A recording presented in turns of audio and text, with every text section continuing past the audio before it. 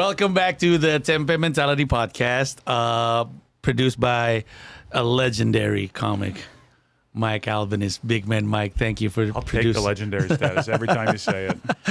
On the new studio.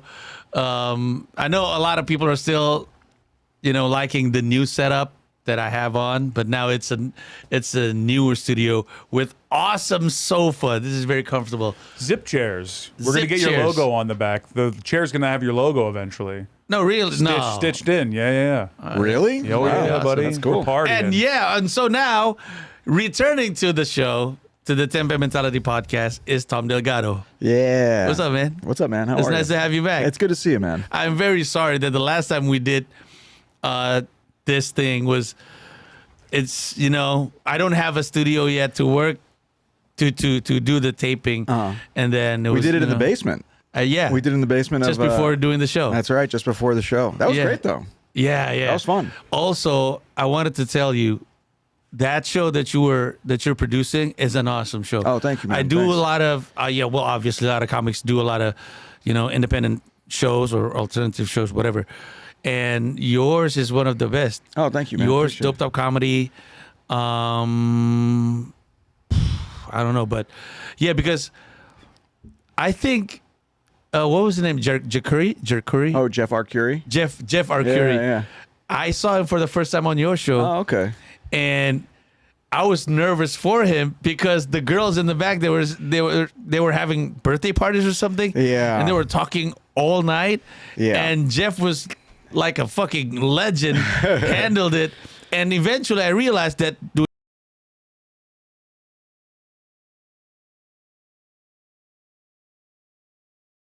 Lower East Side, East Village is a lot of 23-year-olds like to go out and drink, and you got to deal with it, I guess. Yeah. And also I get to see Sam Ike.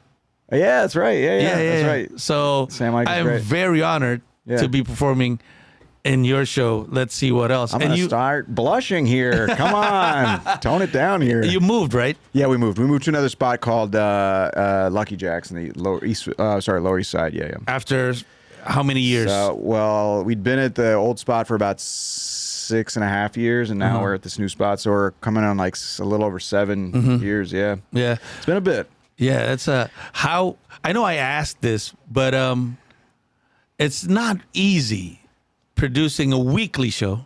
Yeah, it is a lot of work. I'd say most of the work is at the beginning of it because you got to get people to come in regularly, and everyone's like, "Who the hell are you? Why should we come to this?" So you have to kind of convince people to come, and when they come, put on a good show, and then stay in touch with them to keep them coming back. And I mean, every show we do, we always ask at the beginning of the show how many people had been before, and it's usually like, I'd say 75% of the people who are at the show have been to the show before. That's so you got to really- get people to come back. And that also makes the vibe good because people who come back for your show are coming back for your show. So they're Yeah. coming there to have fun. You don't have to sell them anything. Yeah. Because they already want to be there and they already want to have fun. So And it's not easy to make a show that makes people want to return to the show because there's a lot of shitty.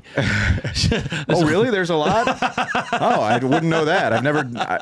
I've never done shows for one person before. Or yeah. Because so I guess from the get-go you were booking great comics Well, yeah, you just book. Yeah, you book funny people, and you try to. You also do out of a relationship or mostly relationship. When you do, I guess in New York, that's the beauty of being in New York. That's the double-edged sword of being in New York is that there's so many good comics here that it's easy. But at the same time, there's so many good comics here. So obviously, the competition for every spot is that much harder. But it's great. It's great. But Yeah. it's kind of because I'm thinking about because right now I'm running an open mic. It's called the Comedy Gym at the Producers Club every Thursday. Oh, great. 9 p.m. Nice little plug there, everybody. Thank you. Show up. Yeah. Nice. Yeah, I'm a fan. Yeah. But also, I'm thinking about running or producing a show like a commercial show. You definitely should. Yeah, but the pressure. So let's say I know comics, right? I know you. I know Mike. You guys are. That's funny. enough right there. Every week, just us three. No, but there's a pressure of. Fine, we'll do it. There's a pressure of. Oh man, what if I don't get people in? No, listen. You're not. There are going to be times when you don't. And I remember when I started the show, in like the first 6 months, 4 times, which isn't bad. 4 times I had to cancel the show because 0 audience showed up. And you have to tell these comedians who are accomplished and funny people, you have to be like, hey, sorry, 0 people showed up for my show that I booked you on. And it's embarrassing and everything. But at the same time, once again, comedians in New York kind of get it because they've been doing comedy here, or at least most of them do, and most of them aren't assholes, and they'll get it. Yeah. But it is a problem. It kind of makes you learn stuff that you didn't know how to do before, whether it's promoting or marketing or whatever. But that's going to happen. When did you start emailing the people that came to your show? Because I still get the email regularly. Yeah. And it's a very well written email. Well, I guess I started. It's not like a spam email.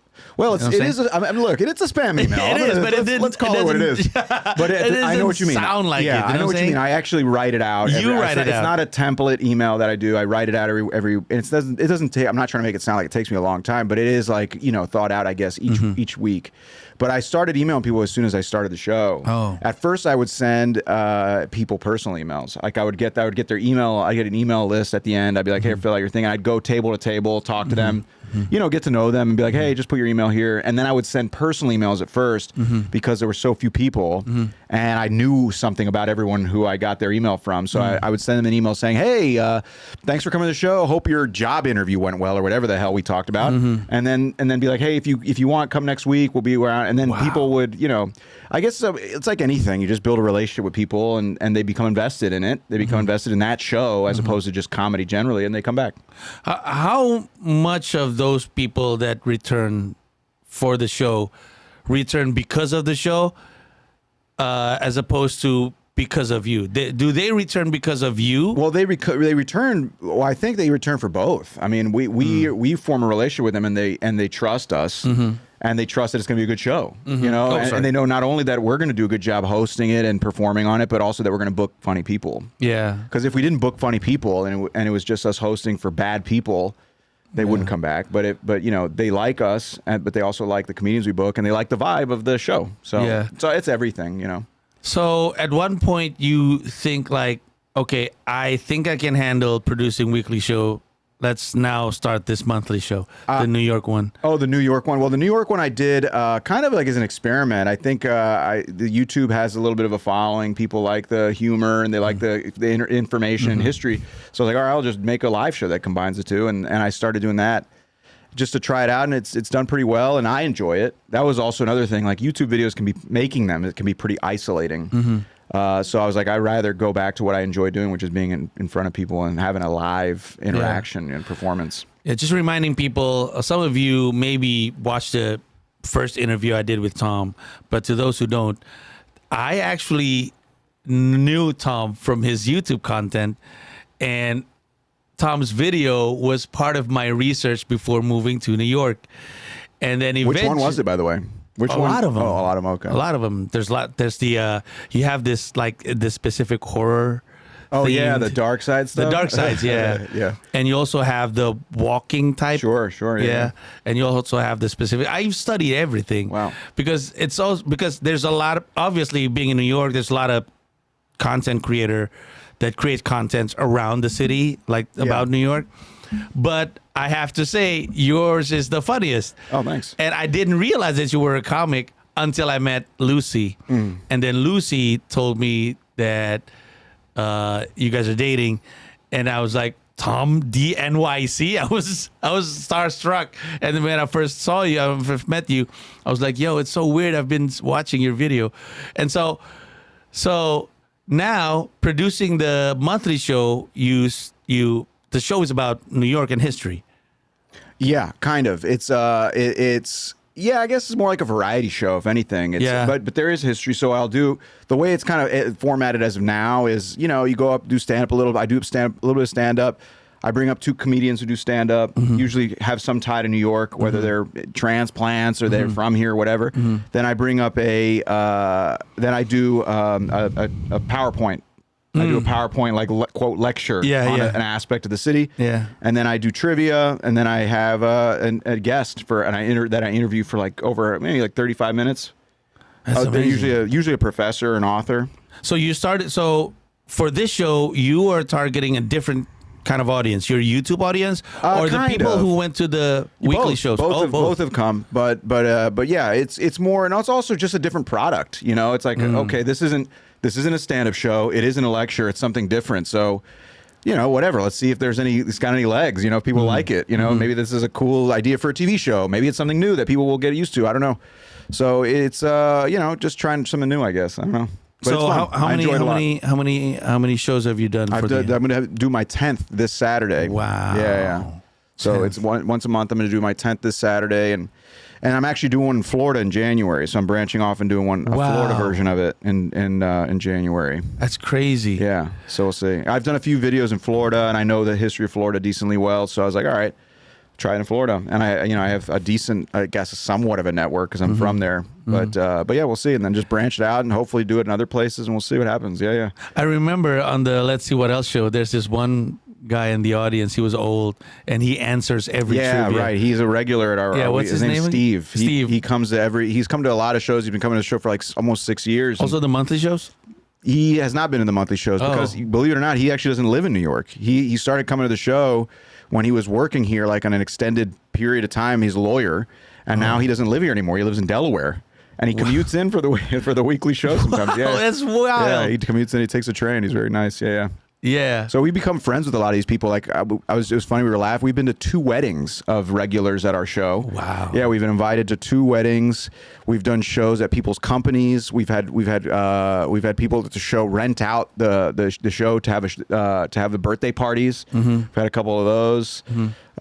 We had Courtney was proposed to on stage at the show. Really? Yeah, we did that a few years ago on stage at the Bowery Ballroom, and yeah, just kind of know it's kind of just become a thing, I guess, kind of a little community.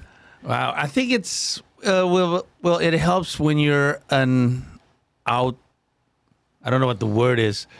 What's the not extroverted, but somebody who's outgoing maybe. Yeah, because it is easier to create a relationship. But imagine, you're not the kind of person, because I guess the reason why your show grew and you ran for so long was that relationship, right? Yeah, for sure. I guess it depends on the person, though. Like every show is going to take on the personality of the people who run it and who perform on it. So if your strengths are, let's say, being extroverted or whatever form, that's going to be part of what people want from that show. But if your strengths are art direction and you make really cool designs, and that's going to be the personality of that show. So yeah, it does play into it. But that's not to say that you have to be that way to make a good show or one that people are going to return to. I think the key is just sticking with it and refining it and letting it, get polished over time. I guess. Yeah. So I don't think we talked about your background on the first episode we were talking about. Are you originally from New York? I moved to New York in 2008. I'm originally I was actually born in Philadelphia, believe it or not, and I lived there for about 8 days, and then I moved, which is I think pushing it in Philly. I think I was pushing my luck with 8 days. No, I moved. My parents moved to Florida, and I grew up in Florida. So I lived in Miami briefly, then I grew up basically in Tampa. I also lived in Lakeland briefly, but most of my life in Tampa. And then I went to college in Florida, then I went to law school in Atlanta, and then I came up here. All right. Yeah, so I've been here for 15 years. And then you also know Mike from Atlanta, or no? I know Mike from here. He's another comedian I know from here as well. We met playing music, didn't we? Wasn't that we met once and realized we both are musicians as well? Yeah, and we started jamming. You played together. you played drums, right? Yeah, we played drums together one time. But I forget where we actually met. What show or something? Yeah, but I don't remember. Yeah. But yeah, I met him as a stand-up as well, and yeah, I've known Mike for years now. And I think it's a great thing about New York is the community's pretty. It's like tight-knit community because you see everybody, especially when you're doing open mics and lots of shows, and there's shows everywhere and mics everywhere at the beginning. You're just constantly around people. It's like high school. I see. Whereas in other cities or states, you're going to be driving from place to place. You're more isolated. You go from your little pod to another pod. Whereas here, everyone's just thrown into the mix. And you're at a show or mic, like, hey, want to go grab food? Yeah, sure. And you go over with a group of 8 people to the restaurant down the street, and 2 people go to a show, then whatever. It's just constantly like I don't know. It's like a big weird playground or something. I don't know. Yeah, I hear that a lot from a lot of comics about how different it is in New York. I mean, different in good sense.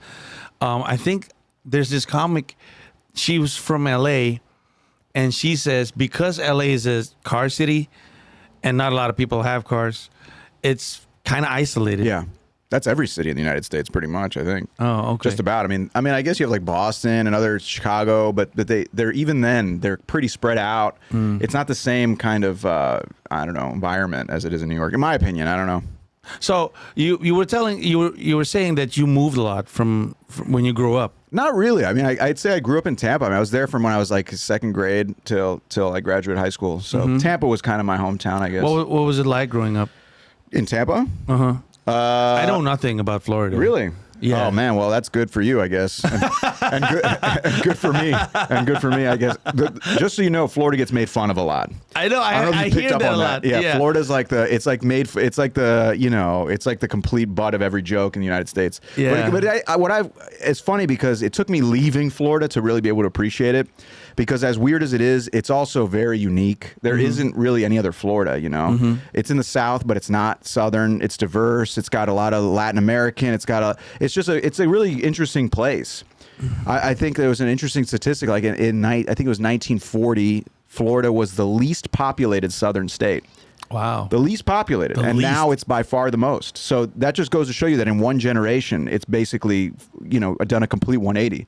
It's just this weird little magnet for obviously tourists and everything, but real estate. And it's got this Wild West kind of mentality. But all that is kind of baked into its history, which is kind of interesting. I'm really interested in trying to find out more about Florida because from what. Have you been? So you haven't been? I haven't. Oh, okay. Because from how comics describe it, it really sounds like Indonesia. But I'm like, I think somebody not coined the term. So you're saying Florida's the Indonesia of the United States? Yeah, it's almost like that. Yeah. Because there was this time where there's this, I think it was this law being passed on Florida. Oh, sure, yeah. It has something to do with gay people. Well, that's the big thing now, I guess. What people are talking about Florida now is that it's, a kind of like they have the governor now who's Ron DeSantis, who's this guy who's trying to make himself a front runner for president. So he's basically doubling down on like these neo-fascist I heard a lot about Ron DeSantis policies. on open mics. Yeah, he talks about, he's trying to be very big, kind of bigoted pretty much, like the language that they're using and bills that they're trying to pass and stuff. But that's actually a fairly recent thing with Florida. It's been made fun of even way before. And I think I forget there's like an Instagram account and websites dedicated to like the weird news that comes out of Florida. Yeah. Like one of the like classic news items was that a guy was arrested for biting another man's face on the highway when he was high on bath salts. On bath salts. Yeah, that was like the classic, that was like if you mention that to people from Florida, they're like, yeah, the guy with the bath salts. All right. It's like the guy was eating another human's face, But there's I have this sense that there's a lot of switching. I don't know how to say it. Like the way you describe Florida, it was only recently that people kind of have this perception towards Florida, whereas back in the days it wasn't like that. And there's always this switching of the way people perceive things. Like this is the easiest one. So being Indonesian, there's this perception of Indonesian people towards American politics, how Democrats are and how Republicans are. But it wasn't always like that. Sure. Because back in the days, the way people perceive Democrats right now are actually the way they see Republicans. You know what I'm saying? Yeah. Like Abraham Lincoln is a Republican, right? So what happened during the switch? I hate to break it to you. Abraham Lincoln, he's dead. He died. What happened? Somebody shot him? Yeah. Nice guess. He's been dead for a long time. Sorry, Pandji. I hate to break it to you. We interrupt this broadcast to bring you breaking news. But it's kind of weird where the shift is. Sure. It's very. Well, they cross sides. Yeah, I think you're right. I mean, obviously, like when you label, those are labels. Republican, It's Democrats, true. a label. Those things evolve. People evolve. Everything evolves. But I think what's interesting about Florida, for example, is it's changed and everything. But what's funny is that it's never shaken its relationship with people, as in like the butt of jokes. It's like that kid in school. see. Like it doesn't matter if you're in second grade, even in like you get to high school, he's still the one who's getting made Yeah, fun of, you very know? true, yeah. So it's always like, oh, look at this idiot. Look what he's wearing today. You know, it doesn't matter what he's wearing. He's just that guy. They're going to Yeah. make fun of the guy, you know? Yeah, So it's yeah. like, that's kind of that's more like what Florida is, you know? Yeah. What would you say is the best thing about Florida? Wow. For you? For me? All right. Well, So, I say this. I ask this because I have no idea, right? Because I want to understand. we should cut the podcast here, get on a flight to Florida. Let's do it. Let's finish this. Let's finish this. At the same Well, I want to peak. know. I want to know what it's like first before flying there. Well, I think it's very hard to describe because you hear about it a lot. I mean, it's obviously, it's got the retirement community. This is the sixth borough. That's where all the New Yorkers go to retire, Oh, But it's also, but it's also, like I said, it's also very Latin. And every city is very different. Miami is 1,000% different from Tampa, is different from Orlando, is different from Jacksonville, and they each have their own weird personality. Then you get out of the cities and it feels more southern, more rural. You have the beaches, the most coastline of any contiguous mainland United States, state. So it's just odd, I guess. It's really steaming hot in the summers, humid it's got weird animals, the alligators and all this stuff. Yeah. Like people, and it's just I don't know. When you ask what my favorite thing is, now that I've gotten out of Florida, I'd say it's that it is unique, that it is so strange, and that there is so much to learn about it. And actually, the guy who I'm interviewing on my show in January is the author of this great book called Oh, Florida. And the title is like, oh, Florida, like that's kind of like that. Like, what have you done now? And it's pretty interesting because he goes through basically all the different aspects of what makes Florida weird, but also tells you how it kind of got there. Like the whole weirdness of Florida is part of its, like I said, it grew very quickly. And one of the reasons it grew very quickly was because of the real estate boom and because of tourism. But at the beginning, it was nothing there, so there was this kind of Wild West mentality, the way people went out west and like, I'm going to make a buck. I'm going to scam people. There's no rules. There was kind of that going on in Florida, even from the beginning. So I think that, I don't know. I guess that's my favorite thing about it. And it is kind of like this land of opportunity, quote, opportunity in that sense, that you can kind of make it up as you go, and there's room for everything there. From the way comics describe it, at least from open mics, that's how I get my education about. If you're getting your your education at open mics, you're in trouble, man. I'm sitting next to like a racist misogynist or whatever.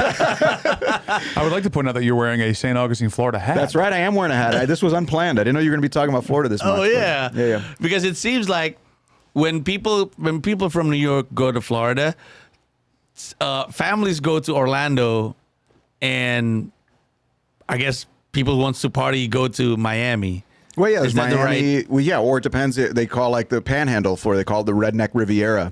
Oh. That's where all the people from Alabama, Mississippi. That's where they go to, do their partying and the beach and stuff like that. And people, Fort Lauderdale was one of the first big spring break spots. When spring break, as we know it, like spring break 2K23. That idea didn't really start. That didn't start at the beginning of the founding of the United States. That was something that came in like the 70s and 80s and everything.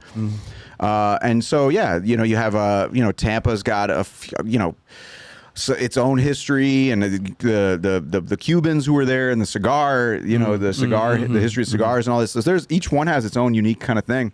Yeah. But yeah, it's a weird place, man. Yeah. Orlando is where Disney World. So yeah, not to get into too much history about Florida, but yeah, Disney World is in Orlando, and one of the reasons it's there is because basically Florida gave them the city. The city of Orlando was nothing. There was nothing there, and Walt Disney obviously had a lot of power, and he was shopping around a few places actually. And that was the place where they said, you can do whatever you want. And they basically gave him the power of a city. He has the power to set up his own power plants, fire department. He has literally, like Lake Buena Vista is like, he gave them this thing, and using that power was able to create whatever he wanted. An interesting fact, Walt Disney actually had the vision for what he called like a city of tomorrow. He wanted to create a city, but he died. He died before the construction really started, so his brother took over. And so what we know as Walt Disney World is actually the vision of the brother more than him. Wow. Yeah. Walt Disney actually wanted it to be like this utopia and all this stuff, more like what Epcot Center is. Epcot Center. Epcot's one of the parks there. I see. And it's kind of one of the worst ones in that people don't really go to it as much because it's like, you have your like different parts of the world, and it's like it's supposed to be this harmonious, like all the world coming together, representing different cultures and all that. But it's the one that kind of get tossed aside. The one that we know is all the rides and money and all this stuff. And they say that that's more the vision of what the brother had in mind. Epcot's my favorite park. Yeah, as you get older, you appreciate Epcot a little more. Even when I was younger, I used to live in Florida. I used to live in Orlando, and I was a platinum season pass holder. Ah, all right, brag. I was a bit of a Disney, not a Disney adult. I was just an adult who liked Disney. Sure. Very Disclaimer over there. distinct difference. Yeah. But, respect to the brother. Yeah. We don't know who's his name. What's his name? I forget. I think it's Roy. Yeah, I think it's Roy. Yeah. Wow. This is an interesting fact. Because I remember I saw videos of Walt Disney trying to pitch the idea of it on TV, I think. Yeah, I remember we studied this in college in political science. There's a book called Married to the Mouse. It's all about this whole, I guess arrangement they made with the state and the city and all that. Yeah, it's kind of wild. Also, we were talking about amusement park yesterday, Sunday. I took my family to Coney Island. Oh, look at that! That's great. It's kind of sad. It's raining. Oh, we took the wrong day, not the right day. But I didn't realize until I got there that a lot of the rides are actually independent ride. I thought everything was in Luna Park.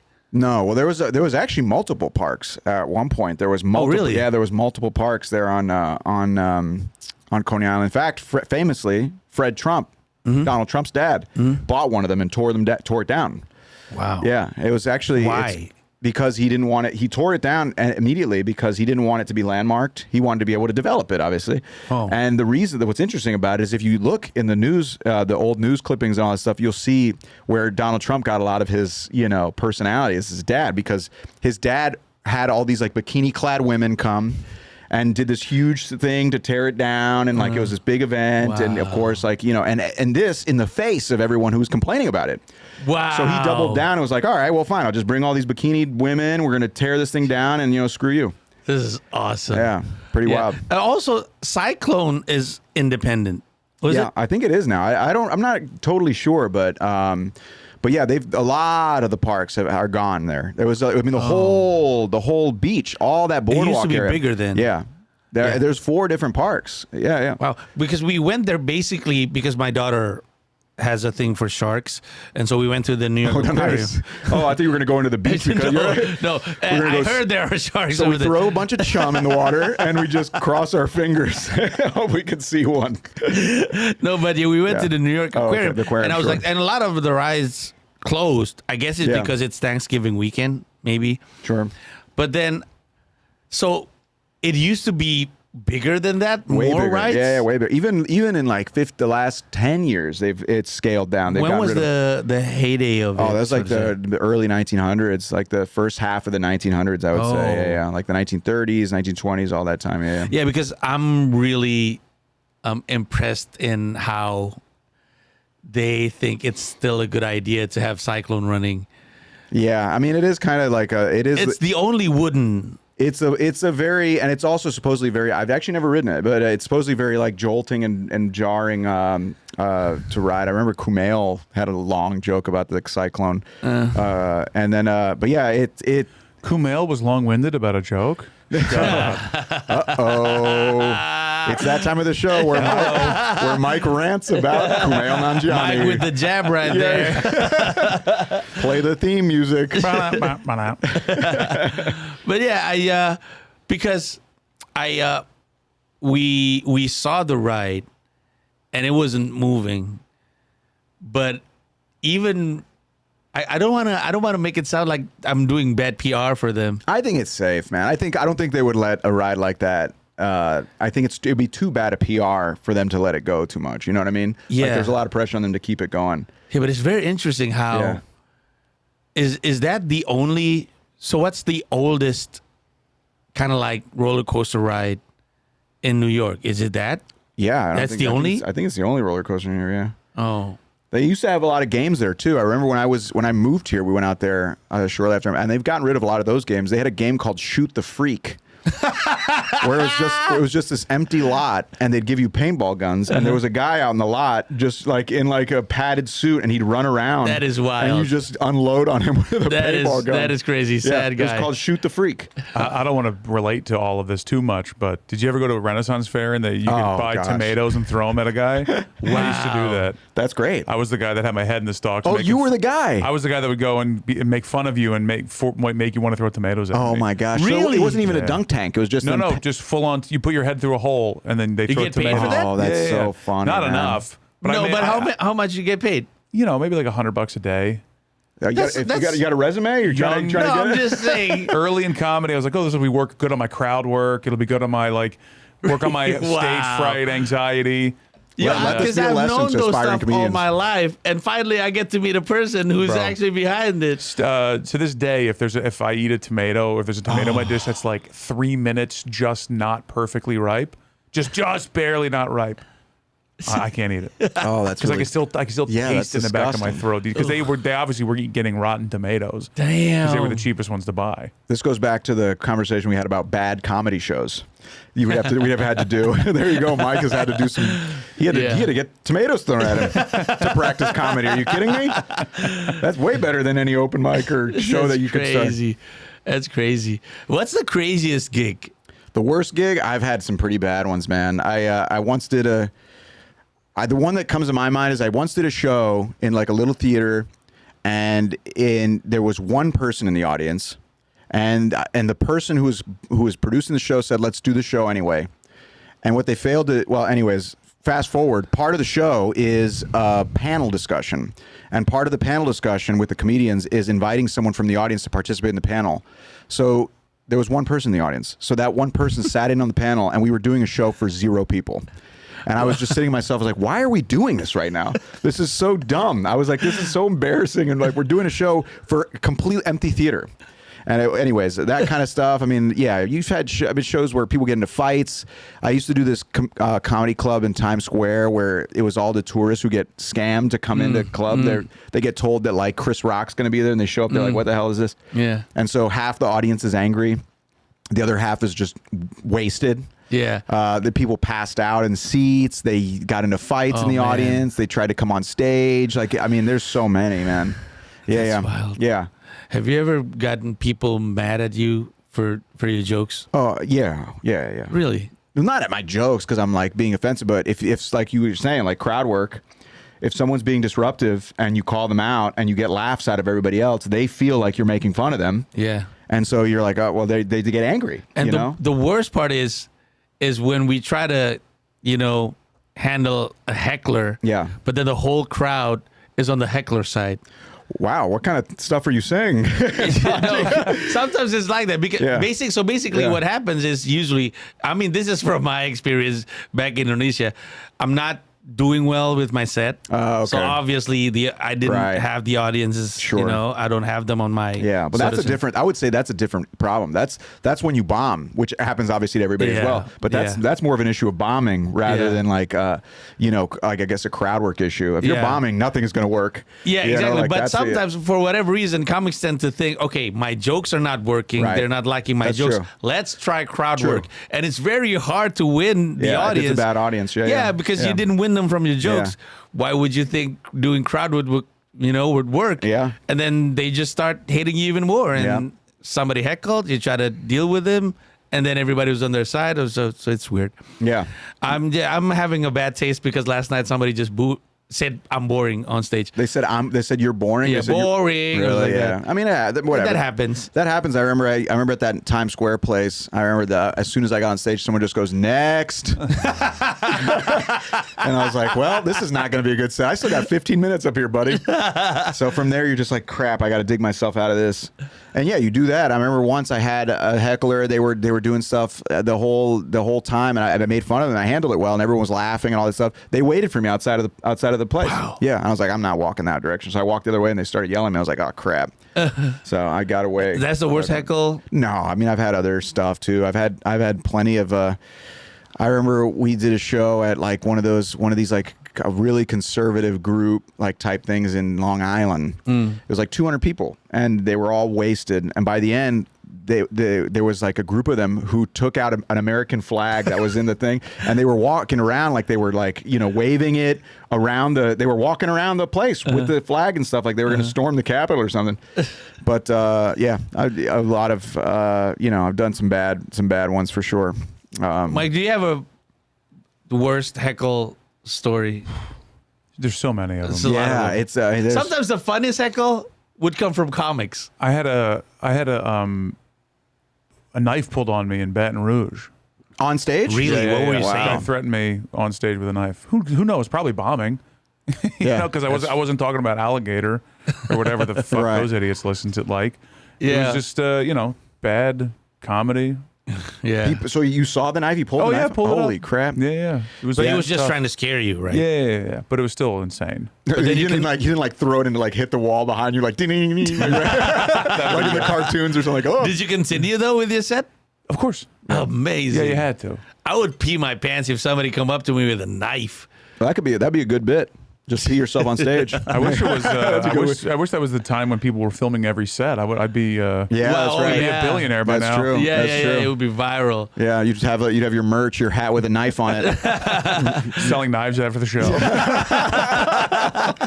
But I remember, I think Kevin Hart was telling the story about him failing. I think it was at the Cellar. I don't know where actually. But then Patrice O'Neal was watching him do his set, and Kevin Hart was bombing. And then from the back, Patrice O'Neal threw a phone book. And then he said, "Read that. It's funnier." Oh, I'm like, Dang, oh my that's brutal, God, man. That's crazy. But then everybody laughed. Yeah, right. So I think Patrice O'Neal kind of saved the right. the set. Yeah, I mean, there are ways to handle certain things. Like I remember once I did a show where there was like people on the stage, like the chairs wrapped next to the stage. They saw like you from the side, and the guy next to me, like over on the right, my stage right, he passed out on stage. Wow. He was passed out like this on stage, and everyone's watching this guy just passed out. Like, how do you deal with that? So I just took a pair of sunglasses and put them on his eyes, so you couldn't see that he was passed out. And then everyone else on the show did the show with that guy wearing sunglasses the whole time. He was passed out on stage wearing sunglasses That's amazing. for the rest of the show. That's amazing. Yeah. I think if I stay long enough, and I'm willing to, doing stand up in New York, these kind of stories are probably going to happen to me. Oh yeah, man, and especially if you're talking about these open mics and stuff. The stuff you see at open mics is insane. Like a complete because it's literally open to anyone. So Yeah. you walk down the street in New York and you hear these people ranting and raving or yelling. They're wearing their pants around their ankles or whatever. Those people go to open mics. You know? I remember it's like at open to them. one of the open mics. I'm not going to say where, but maybe some of you know. There's this one open mic. A guy went on stage, try to. Yeah, well, he's saying his jokes, but only for, I guess, a minute, and then he stopped, and then he said, "If you guys want to buy weed, I'm at the back." And then he went. I'm like, "Are you promoting your weed or are you doing stand up?" But it was like it's very weird to see. Yeah. I mean, there's nothing like that back in Indonesia. Sure. I mean, yeah, you'll see everything, man. I see fights and people yelling all kinds of like offensive things. And, Yeah. I saw fights at open mics. I didn't realize that was a racist remark What? until I was doing an open mic, and I have this joke about, maybe I had it coming, but I do a lot of comparison jokes, Indonesia and U.S., Jakarta and New York, and I was talking about there's a lot of Jewish people here in New York they say it's Jewish. There's a lot of Jewish people, and there's not zero Jewish people in Jakarta. So I was doing comparison, and I was talking about bagels in Jakarta. Who's making those bagels if there's no Jewish people? And then a comic went up and says, "Of course, there's not a lot of Jewish people. If you're from Indonesia." And then he was talking about being predominantly Muslim. And then he said, "Are you a Habibi chink or a Christian chink?" And I didn't really realize it because I've never had anybody call me a chink, and I never had anybody call me a Habibi. So I didn't realize what that was. And then afterwards, and then he didn't do well. And then Shock. it was like, he said, "You guys are not liking my joke." And then he stepped off, and then he went away. And then after the open mics, all of the comics came up to me and was like, "Yo, I'm very sorry. That guy's an asshole. I don't know who he's." I'm like, I didn't realize what I was. Oh, I really? didn't. So what, you'd never heard the word before? Or you I never- heard, I know okay. chink, Right. but I never had anybody say that to me. So there's no meaning. You know how words Right. have meanings, Sure, right? Sure, yeah. You can call me an asshole, but if you're saying in another language, I Right. wouldn't Right. feel anything. So it was like that kind of situation. He was saying things to me maybe to hurt me, but it didn't feel anything. Right. But everybody else was like, Right. "Yo, I'm very sorry." I'm like, Right. I didn't feel anything. Really. Wow, that's yeah. That's the kind of stuff you get at open mic, that's for sure. But that's bad, right? Yeah, and that comedian, Kevin Hart. At the open. No, that's yeah, it is bad. That's not good to say that. Yeah. Definitely not. Well, I almost forget. I wanted to ask you a lot of things about history. I mean, related to history, Sure. Having you here. So I live, but I don't know if you're well prepared for these questions. I live in Auburndale. You live in Flushing. Auburndale? Yeah. Oh, okay. Oh, you live out in Flushing, right there. Yeah. Auburndale, Flushing. Yeah. And so I Googled. Flushing's great. Flushing is great. Yeah. Yeah. But I Googled Auburndale specifically Mm-hmm. because the area isn't like Flushing in general, at least not like Main Street Flushing. And so I Googled, and then I think if I didn't get this wrong, it was the first British settlers, people who were from Britain, they first settled around Flushing and Auburndale. So I just want to know the history about Flushing and Auburndale and Bayside. So Auburndale's was kind of like a neighborhood within Flushing. There was multiple neighborhoods within Flushing Right. because Flushing was a town. Flushing was a town. It was like an actual like city. Like it was when Queens consolidated with New York City in 1898, which is when all the 5 boroughs became a thing. Unlike Brooklyn, which was its own city at the time, which I think is wild, by the way, that the fact people don't realize this, when Brooklyn consolidated with New York City, those were like that'd be like if today New York consolidated with Houston, Texas. Right. That was a big deal. Like one of the biggest cities, 2 of the biggest cities in the country were just combined. It's like a Megatron, you know? Yeah, it's crazy. So everyone was like, whoa, this is insane. But when Queens combined, unlike Brooklyn, Queens was a county made up of little towns and complete farmland. Like it was totally rural other than that. And Long Island City, right? That was a city. You had Flushing was another one. These were actually the town hall is still there. Flushing, yeah. It's over there on Northern Boulevard. Yeah. It's like I think it's an event space and everything now. So you can. So that being said, like it was a town with its own little neighborhoods. Like there was a German neighborhood. Like it had different people making up the town as well. In Auburndale was. But was it true? So the Dutch went to Manhattan, right? Was the British went to Queens? No, there was. So the Dutch went all over. Like the Dutch went all over. I mean. But yeah, there was Dutch and there was British in Brooklyn too. I mean, Gravesend was like so there were 6 towns of Brooklyn. In fact, the word Brooklyn is actually derived from I think it's pronounced Broiklyn. I don't know if there are any Dutch people listening. Sorry, but that was actually the one of the 6 towns that actually expanded and swallowed up all the other ones. So, but Gravesend was one. What is today Flatbush was one. Boswijk, which is today's Bushwick. Was one. So there were all these different towns. And Brooklyn was actually the one that just swallowed up the other ones. But Gravesend was the, quote, English of those. You know, like that's where the English kind of settled. Is there like a historical landmark in Queens that, I can bring my kids or, because we are actually looking for places to go to because we don't know where to go to, just to have a sense of the history of the place that we're living. Yeah. Well, you're in Flushing. You're near Flushing. Go to Flushing Meadows. You can take them to the Unisphere. Flushing Meadows? Yeah, Flushing Meadows, Corona Park, the park right there, where you go to that's where the U.S. Open is played.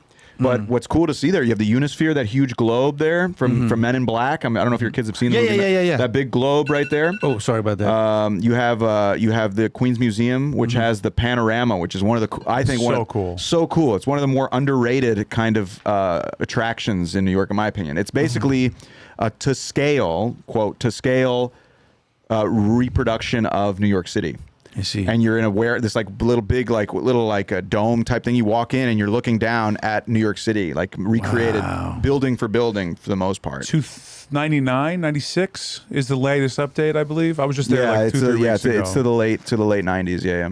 All right. But that's very cool. Your kids will love that. You walk around this big, huge room. I don't know how many thousand square feet it is. You walk around and you just look down and everything's recreated. You're just looking down at New York City. Wow, that's crazy. That's a cool thing for kids. Yeah. Because we come from Jakarta. Obviously, when we moved to New York, especially Flushing, Queens, we have no idea of what this place is. Yeah. We don't understand where we are. No context as to what this place was about, and it's weird to be living in a place that you know nothing about. Yeah, but I think you should also realize too, on the other hand, like you do have some context, but it's your own context. Like that I think is just as valid. Like just because you haven't read 30 books about New York City doesn't mean you don't have context. Yeah. Granted, we always want to continue to develop the context, but that isn't valueless, you know. Like there is some value to that. Yeah. There are people who work their ass off. They don't have time to read books about New York. But that's also part of New York, and those people are part of New York, and their story is part of New York, and that is something too. But if you're interested in history, I think learning about it also makes the city more interesting and richer for you. So that's good. Yeah, very true. But you do have context, is my point. Don't sell yourself short, all right, Pandji? I don't want to hear you talk bad about yourself ever again. All right. Okay. But I remember now. This is I'm supposed to wrap it up because it's almost time. But wow, really? That was quick. I still have one question, and this is just the last time I also have this thing where it's just I just want to ask you questions regarding New York that I have no idea about. I want to ask about Gotham. I don't know what that is because there's this sense that Gotham was an actual place, but I don't know where Gotham is. Was Gotham ever a city? No, Gotham is basically a nickname that is credited to a man named Washington Irving, who was basically one of the first major American authors, because he was one of the first to take off after the post-revolution in the early 1800s, and he wrote for example Legend of Sleepy Hollow. Oh, okay. He wrote The Headless Horseman. Yeah. He wrote Rip Van Winkle. Yeah. The guy who slept for 20 years, whatever. Yeah. So he wrote those books, but he also wrote a book, like a history of New York. He coined the term Knickerbocker. Oh, wow. Yeah, like New York Knicks, New York Knickerbocker. Yeah. He coined Gotham for as a nickname for New York, and it's basically like what I've read is like it's Gotham, like in British, like ham, like Birmingham, and whatever. It's like a town. And Gotham would be like Goat Town. Like that would be like the old English kind of like Goat Town. It's kind of like a goofy nickname for the town, Wow. And in this history that he wrote, it's kind of like half true, half fake, and it's very tongue in cheek. And he makes fun of New York a little bit and all that, and he refers to it as Gotham for that. Yeah, that's where it kind of came from. Yeah. Thank you very much. Sure, no problem. Finally, I really want to, but every time I'm I have guests, I always say I always want to have more time, but obviously there's not a lot of time left. Do you have anything to plug? Like the weekly show, the monthly show, or whatever? Yeah, I mean, the monthly show, I guess I always post stuff about the shows on my Instagram at TomDNYC, and TomDNYC is the YouTube channel. So, yeah, those things are fine, I think. And, yeah, I don't know. All the history buffs out there. Yeah. Yeah. Tom, thank you very much. Yeah, of course, man. That was fast. Time flies, huh? Yeah, it's almost an hour. Look at that. Now. Yeah. And no one got mad at us and heckled us. It's great. Not yet. I spoke too soon. All right, guys. Thank you very much for watching. Mike, thank you very much for producing. And I'll see you guys in the next episode. Peace. Bye-bye.